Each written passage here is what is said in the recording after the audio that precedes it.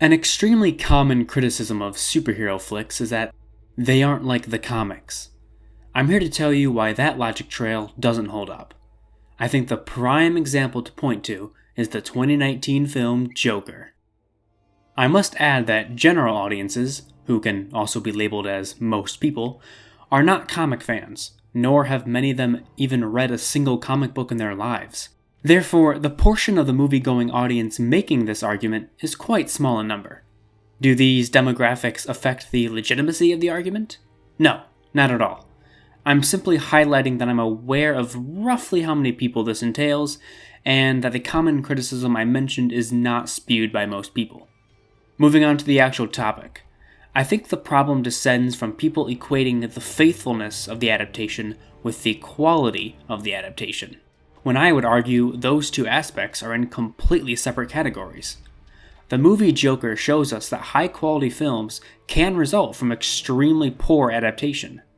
Joker is very, very loosely based on comic counterparts of the character of Joker or any stories he's in. Yet, the movie itself is phenomenal. Its cultural popularity and financial success only support how much audiences enjoyed it. It's simply a well-written character story that adopts a minimum amount of similarities to comics to warrant its classification as an adaptation. One of the most obvious changes is the age difference between the Joker, or Arthur Fleck, and Bruce Wayne. The drastic age difference between them disrupts future Batman and Joker conflicts. Let's look at some more examples with Marvel. In the Spider-Man trilogy, Peter Parker shoots organic webs out of his actual wrists, whereas in most comics he develops external web shooters. That trilogy, well, the first two movies in it at least, are regarded overwhelmingly positively. That reaction is pretty much entirely justified. They are fantastic movies. But, would you say they suffer greatly because Sam Raimi decided against web shooters? Are those movies no longer good because they don't follow the comics? If your answer to that question is that they do suffer, my response would be, why? If the movie has a great plot, great characters, and great production, you're saying that's all irrelevant due to it being unfaithful? In Avengers Infinity War, you're saying that since Thanos' motivation doesn't stem from him trying to seduce the character of Death, that now the entire movie is bad? Since we never see Tom Bombadil in the Lord of the Rings trilogy, those movies are now rendered terrible? The Shining is simultaneously considered one of the greatest horror movies ever made, and infamous for how immensely unfaithful it is to the Stephen King novel it adapted. In fact, it was so egregiously unfaithful that Stephen King took it upon himself to produce a faithful miniseries later on. Is Stanley Kubrick's original version a bad movie as a result? To go even more extreme, is the movie It awful because it unfaithfully doesn't include the sex scene between children from the book? There are countless more examples I could go through, but I think you get the point. Another problem that Joker reveals is the inconsistency between comics themselves. Do you realize how many iterations of the character of Joker there are? How can you possibly adapt faithfully when there is no definitive version of the character? The same goes for the whole Batman doesn't kill argument. In many comics, he in fact does kill. What makes those versions any less valid than the ones in which he doesn't kill? You see, when you break it down, quality and adaptation are just different things. They are in different camps. Both are valid. Do not assume I'm saying the discussion of faithfulness isn't relevant. It absolutely is. But it doesn't affect quality. Two people can debate about the faithfulness of Captain America Civil War. Two people can debate about the quality of Captain America Civil War. Two people cannot, however, debate the quality based on the faithfulness of Civil War. A good or bad adaptation does not make a movie good or bad. In the context of this video, a good adaptation means the movie was very faithful to the source material, and a bad adaptation was very unfaithful to the source material. A good movie means it executes its story with quality storytelling, and a bad movie means it doesn't execute its story with quality storytelling. Essentially, this allows the perfect compromise for comic fans and non-comic fans.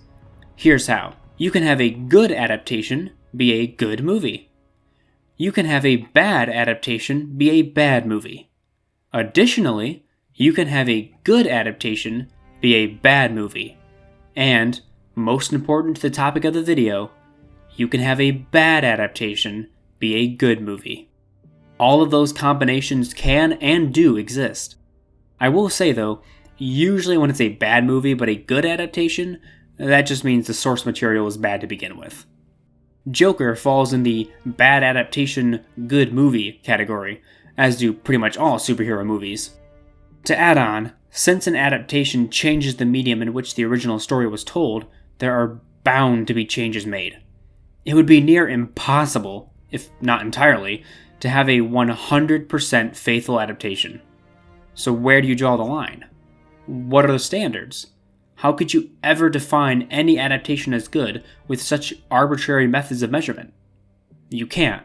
Not without everyone having their own personal subjective standards, which don't help anyone and render debate useless. Joker provides the quintessential evidence to the position I've defined in this video. Joker could be considered a masterpiece. I'm not definitively claiming it is, but you can't deny it's at least up for discussion. At the same time, it would have to try hard to be any looser of an adaptation. It keeps only remnants of its origins to qualify as an adaptation at all. Though as you can see, its loosely based premise doesn't set it back in any way.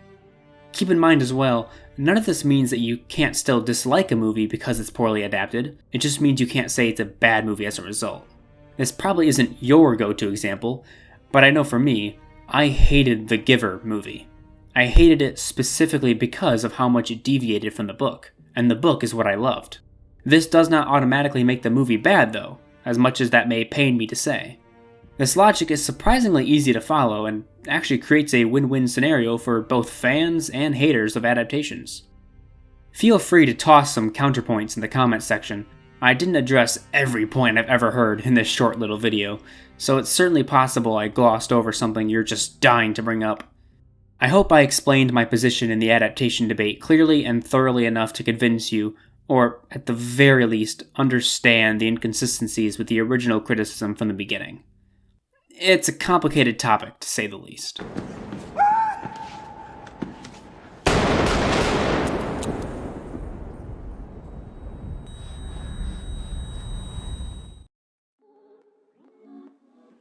Thanks for watching my video. If you enjoy my content, consider following any, or all, of the actions on the screen. All links are in the description below. I truly appreciate your support. Until next time, hobos.